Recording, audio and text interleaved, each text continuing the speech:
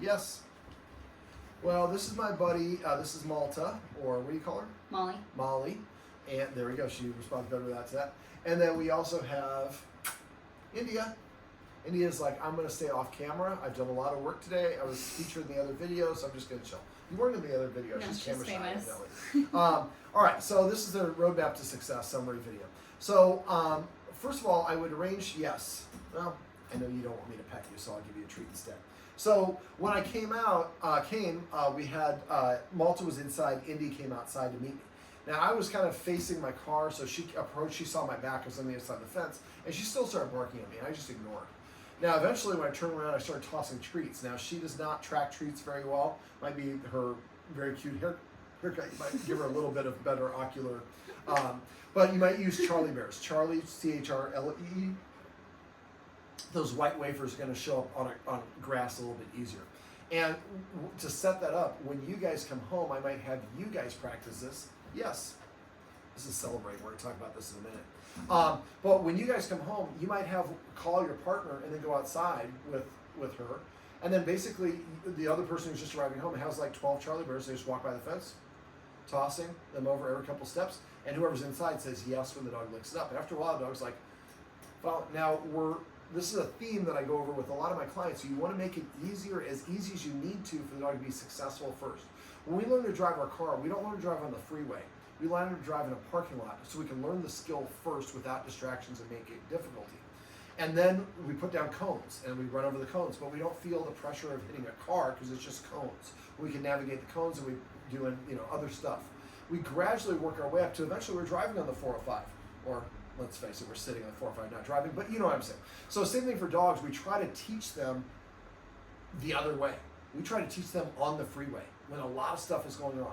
So we want to make things as easy as we possibly can. So having one of the guardians be the one tossing the treats over, we're helping the dog practice the skill set and removing all the scary stuff. So the dog knows what's going on first.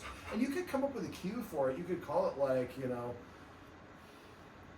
was just thinking of like, what's the Disneyland one where it's a small world, or I don't know, whatever, something that's Pirates Caribbean, whatever you want to come up with. So just tortillas or whatever. I went to UCSB, they toss tortillas, but whatever it is, we're just tossing over the fence. So after a while, we could say that, and then people walk by, and you can even have friends and neighbors that walk by. They're doing it. So now, when you have a friend come by to visit, I would arrange to have a friend come by specifically to help them practice having new people over. Pick a friend who's going to listen to you.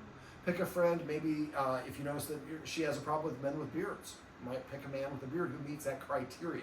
So we can kind of help deprogram that particular phobia.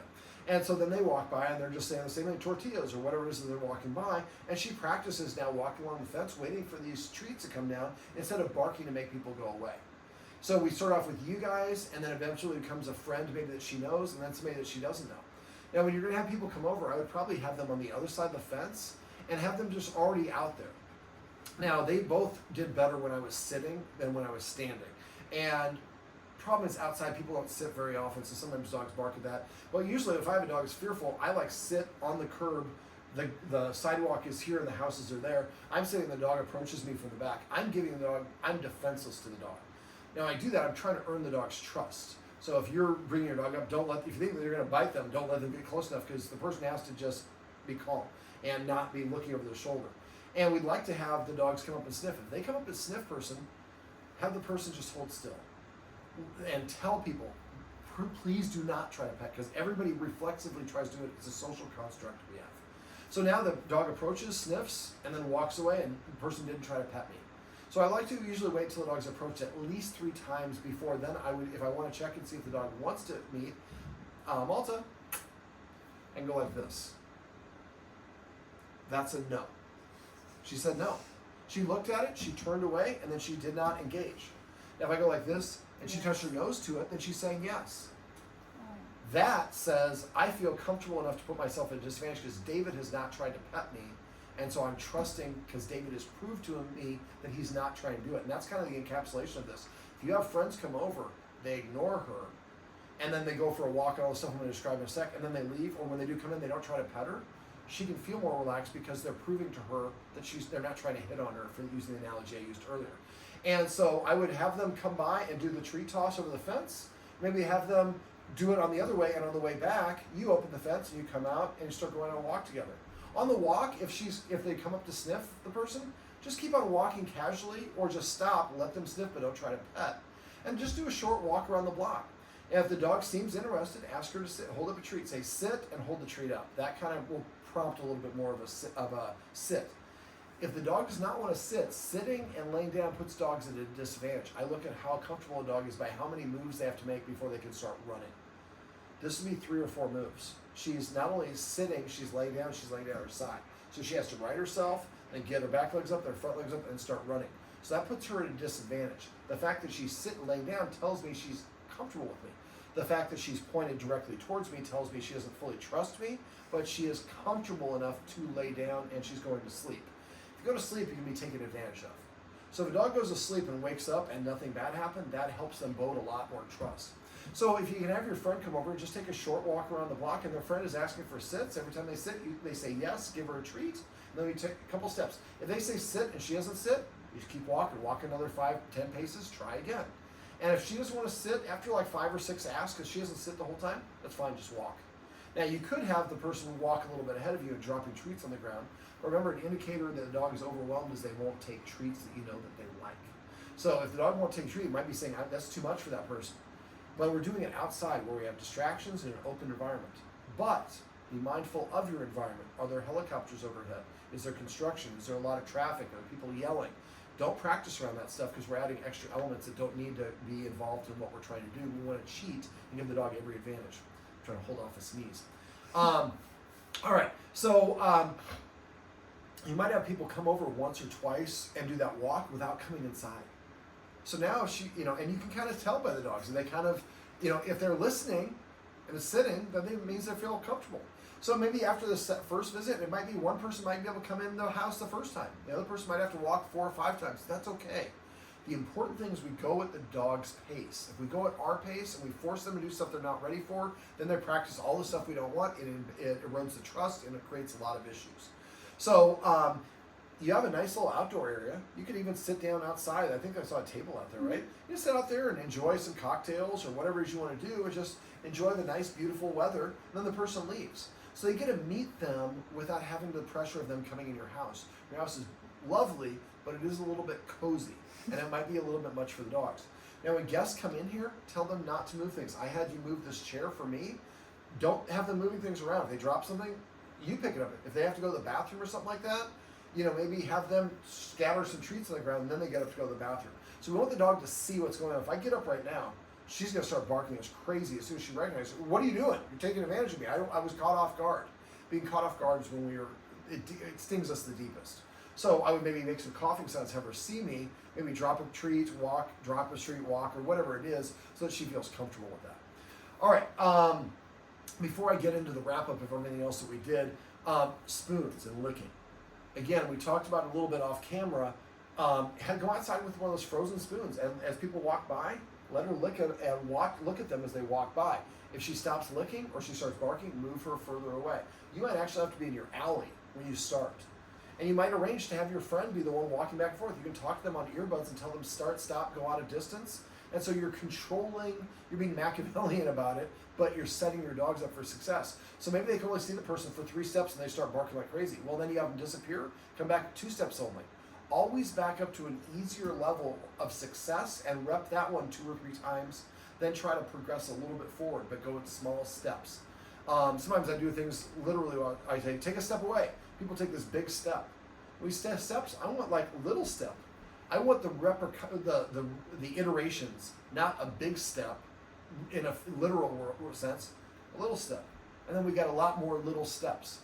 And I want you to kind of methodically think of all the things that your dogs have problems with.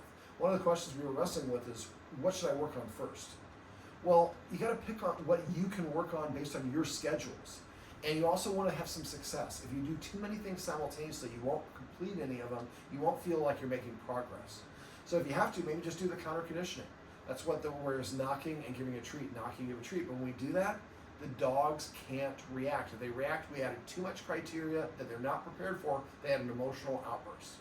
Now, I've been here, I guess about 4 hours now, And she's panting. India's panting pretty heavy on the couch, even though she's sitting there and laying there. She hasn't been doing anything but sitting there on the couch for 15 minutes. Emotional stuff that's going on. So when you have your friends come over, if you can have them come over for a shorter visit, maybe you take a 20-minute walk, and then maybe you sit outside for 5 minutes, 10, 15 minutes drinking a cocktail, then they leave.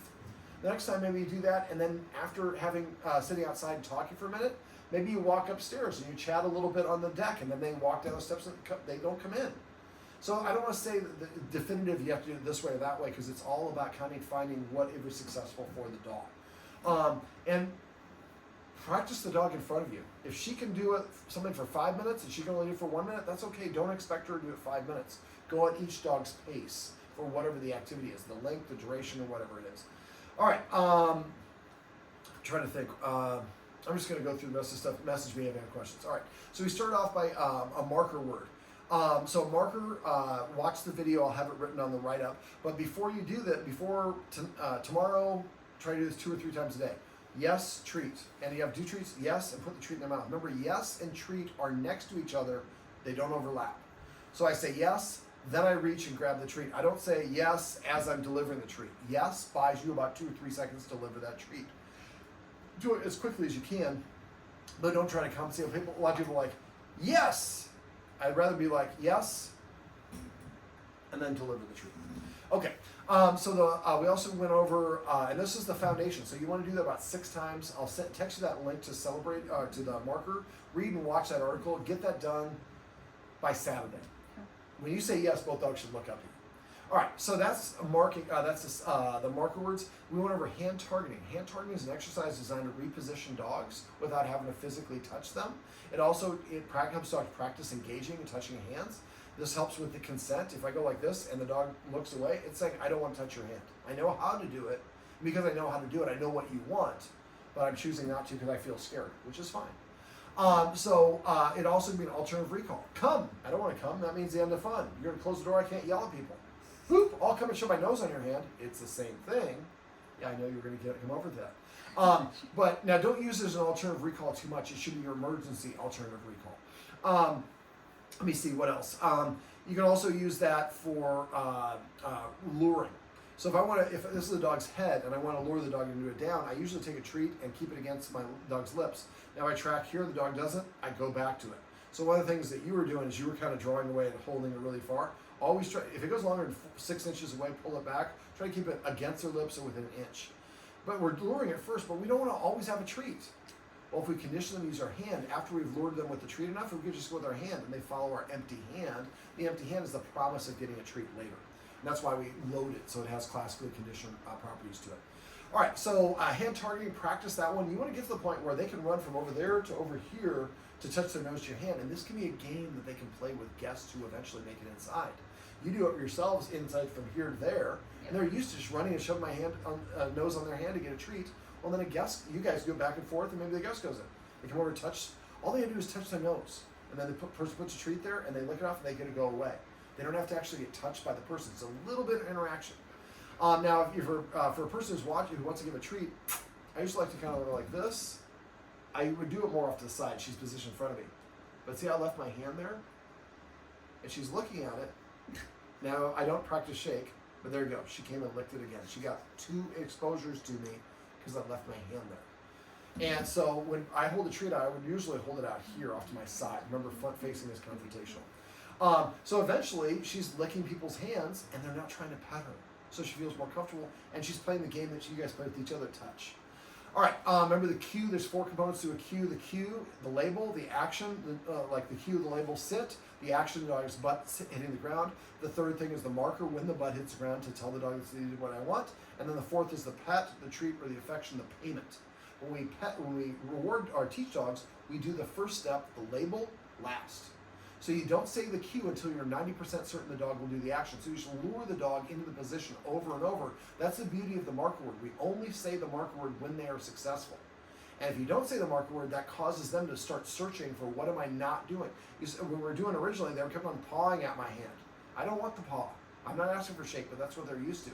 And by holding out, that caused Indy eventually to touch her nose to my hand, and then I marked and rewarded. And after a while, she started doing that more and more often, so she's discerning which behavior that I want. Remember, if you ask for a sit, only reward the sit. If they give you a down or something else, don't reward. That's, you think of being nice, you're actually confusing for the dog. Let me see. We also went over celebrating, which is one of the easiest ways you can do to train a dog. And that celebrating is simply rewarding them when they do the things that you want right there. I could reward that and say yes. Even though she just shifted, that is still laying down position. For my dogs, if I want them to lay down, I say crash, and they flop down like this. If I say flop, they flop on their side. If I say pancake, they roll over onto their back. So I have 3 different levels, and the way I did that is through celebrating. Every time my dog laid on the side, I said yes and petted it. After a while, I would he'd be laying like this, and I anticipate he was about to roll over, and I say, flop, and he flops. So remember the cue, you're gonna flop for me? The cue comes before the action. Can I lure you into a flop? Let's see. Yes, there we go. All dogs learn through luring first, and so the motion that you're doing is the lure. That's really the hand signal.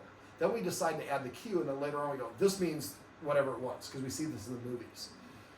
So you can use whatever action makes it easier for the dog to do it. But a lot of times dogs are going by the lure, not by the verbal. And eventually we stop luring, we say the verbal only, they don't do it. Well, that means they probably just need to practice, and that's the beauty of the marker word. If I don't hear the marker word, I know I haven't done it. So remember, half of how dogs learn is not marking when they don't do what you want. And that causes them to want to do it more, or to search until they find the thing. So celebrating, point at each other and say celebrate. Reward the dogs for eye contact, sitting, coming down, laying down, going to their dog bed, dropping a ball, whatever it is. And after a while, the dog will offer those behaviors more frequently to get your attention. Remember, all attention is rewarding. So yelling at your dog to stop barking the window, stop jumping up, or whatever it is just rewarding your dog for doing exactly what you don't want. Waiting for them to do it on their own and marking and rewarding is a really powerful thing. And if you get in the habit of doing it after about 2 months, you won't even realize the fact you're doing it. But every time you pet your dog, just about, it becomes a micro dog training session that increases your dog's respect for you as a leader, builds their confidence, helps them practice basic obedience, and gives you different tools to redirect their attention. Really becomes a gift. All right, so say celebrate to each other to help each other get in the habit of doing it. Make sure you pet underneath. We'll talk about why that in a sec. Also, the other side of that coin is the manners lesson. So if the dog is pawing at me, I'm going to tell it to sit. This is saying, give me some chicken nuggets. So you're going to say sit or down. If they sit or down, then we say yes and give them some attention. And then if they don't, then we just go back to whatever we were doing before, and we're not giving the dog attention. Remember, the more you say it, the less you mean it. And if you repeat something enough, that the dog gets more attention for not listening to you than listening to you. But celebrating kind of insulates that, because you don't ask them to do it, they're just waiting for them to do it on their own. All right, so the manners lesson is if one of the dogs just jumped up at me and I'm petting the dog, it's making something that says manners, I would stop petting, tell the dog to sit. If it sits, I mark the reward. If it doesn't, hey, I actually asked the dog to jump up, but I thank you for reminding me because I forget to do that. So these things kind of work in unison. So eventually the dog will start sitting in front of you to prepay for the attention. When it does, make sure you pet it. Now, if you tell the dog to sit and it sits, and you pet it for a couple seconds, and then it paws and wants more attention, you ask it to down, it does it, and pause, it, more attention, probably saying I'm bored. Take me out for a sniff walk. Now, I would go over hunt or find, I think we're using hunt for the cookie in the corner. So basically, we're just touching a treat to the dog's nose, saying hunt and tossing it. The dog licks it up, we say yes. Get in the habit of doing that with her. She does not really sniff on walks. So do it outside. So eventually you can say hunt and point, and she's going to go start sniffing the ground to see is there a chicken wing there or whatever it is. Now be careful if you're in Venice or somewhere it's dirty. Yeah. But the idea is getting her to sniff more. Indy sniffs a lot, which is what she should be doing on a walk. Now because she has more, actually let me stay in order. Let me see. I guess that we were getting to exercise. So I would recommend getting a snuffle mat for her. The one that I use is the one called Rundick. I think it's Rundick. And it has a picture of a golden retriever with a gray, it's the same mat that I showed you. Yeah. So every once in a while, flip that over so all the tassels are going down, then flip it right back up, and waterfall the kibble on there. And the kibbles will go down here, and she's got to use her nose to find it, lick it up. This will slow down the feeding. This is also like a short walk for her. So getting her a little bit of extra exercise through something you're going to do any day anyways will help. I would also, let me see, there was something else I wanted to go over on that. The harness with the weights. Oh yeah, yes, thank you. So doggy backpack is what they call it. Now don't get one that's super expensive and don't get one that's super cheap, because the super cheap one will fall apart. But you want a harness where it goes over. Now, it's a harness they don't like. Now, the way that I get a dog to put on a harness, and I'll use this as a simulation of the harness, I hold it like this, I take my hand with the treat, put my hand through here, and I let the dog lick up the treat. And then I pull my hand back, and each time my hand's coming through a piston. But at first I'm going all the way to my elbow, or as far as I can. That's a little bit in the middle, and here, and then here. Then eventually you're holding it here, and the dog's coming and putting its nose into the harness. Eventually you're holding it on this side, the dog's coming and putting its whole head into the harness. I know, I'm sorry, I disturbed you, didn't I? She's taking. I know. You gonna play this game again? See, she's now thinking about it, and so it stopped her from barking. Now remember, incompatible behavior, teaching or celebrating every time she grabs a toy can help. Ready? Hunt. Now she's going to go look for some stuff. Okay, so coming up with getting her to sniff on walks will help her be less focused on the boogeyman, but it also will help drain more energy. We went over the box enrichment. Now when you use a box enrichment, make sure the box is not taller than half of their arm. Sorry, I just got a text from somebody about one of my dogs. And first we just throw the treat in there, so she goes in there. And eventually we grab a piece of paper, wad it up with pieces of kibble in it, like I mentioned, and eventually put a bunch of loose pieces of kibble and some paper in there. So the dog has to go root around to find the kibble. And you're saying yes every time they lick it up. You don't have to do it every time because it gets to be a lot. But then get some pieces of paper like that big, and then put those in there as well. So the dog now has to go in there, and then you can put the tube of toilet paper with the wads in there, or the toilet paper tube, or the paper towel tube. Eventually put a box inside of a box inside of a box. So it's rusting next thing to holes. And so she's in here looking for that stuff. You can do this when you have guests come over. This is a nice way to get her some extra exercise. I might take her out for an extra walk a day.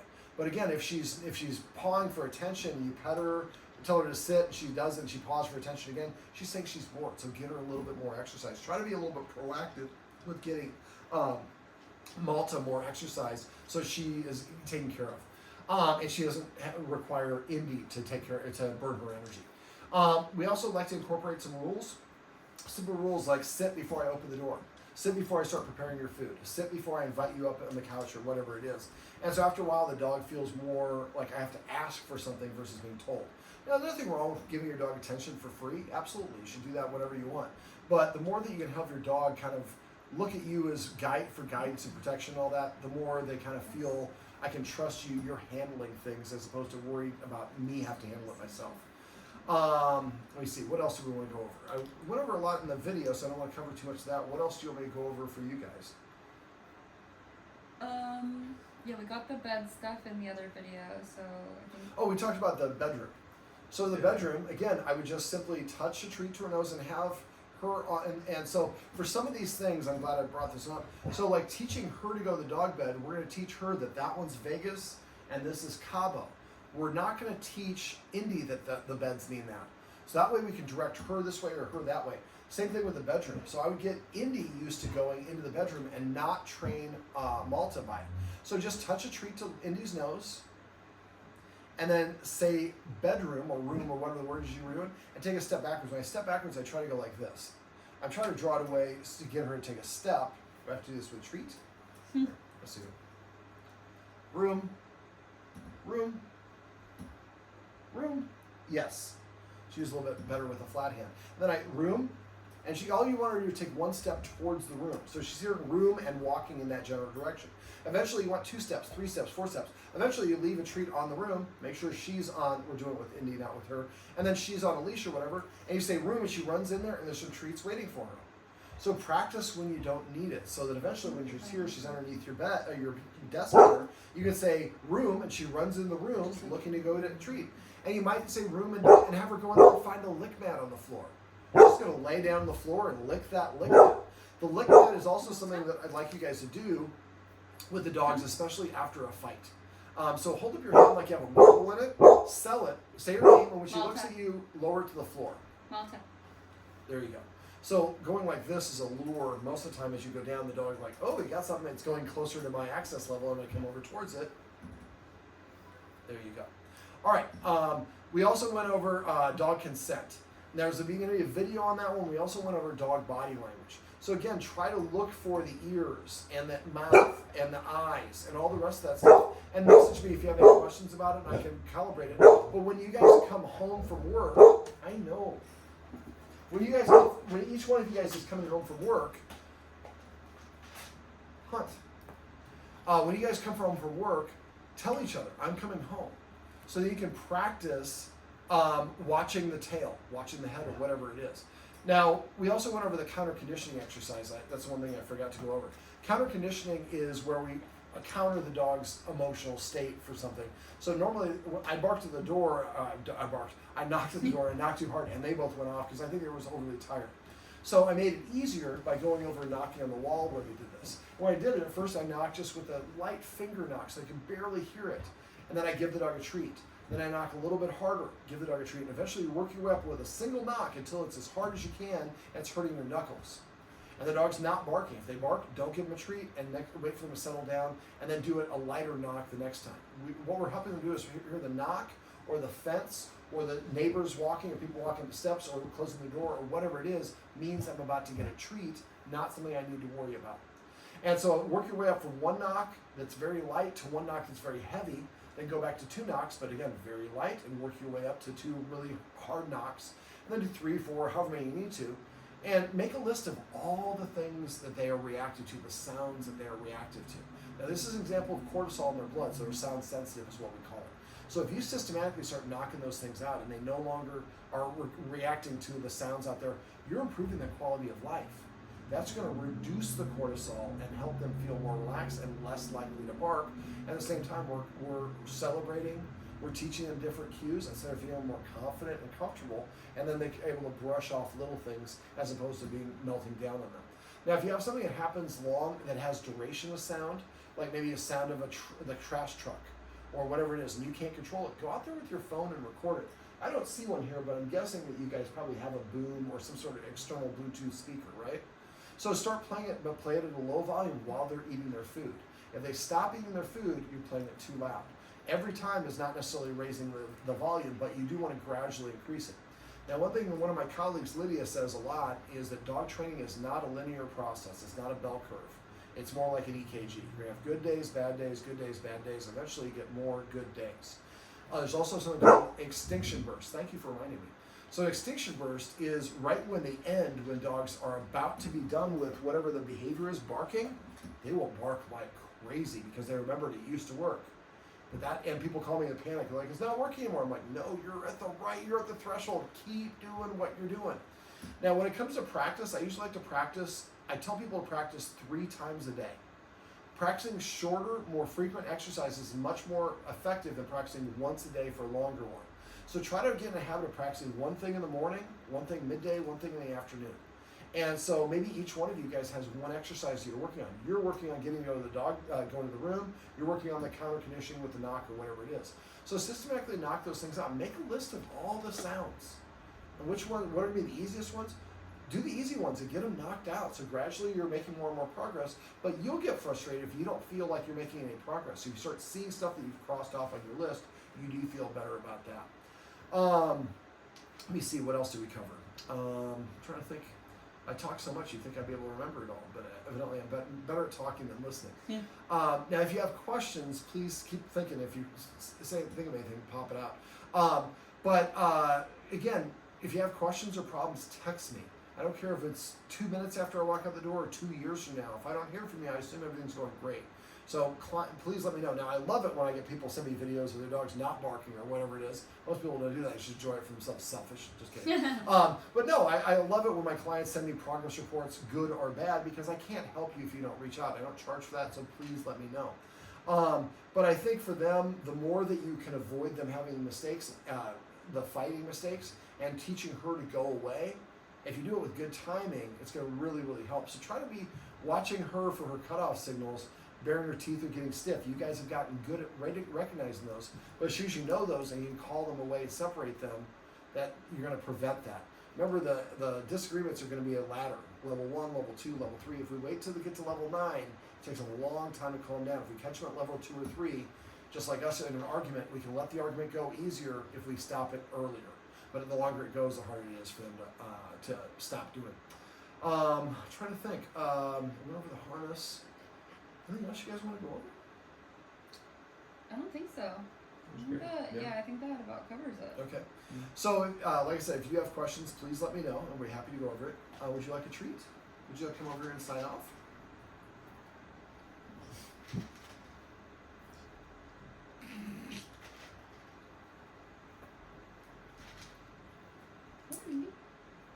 Yes.